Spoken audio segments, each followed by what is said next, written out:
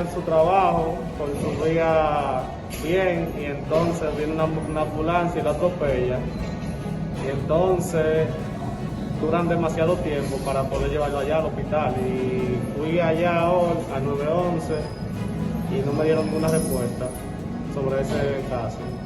¿Eso ocurrió dónde? La calle Carmen, frente a la mueblería, no me dan respuesta, yo le tiro y todo y no me dan respuesta. ¿El estado de tu padre cuál es en la actualidad? Muy delicado, muy delicado.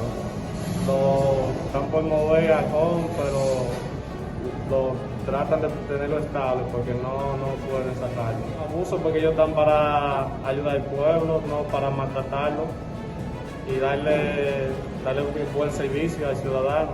Sea responsable a su hecho, a lo que hicieron, que dé la cara.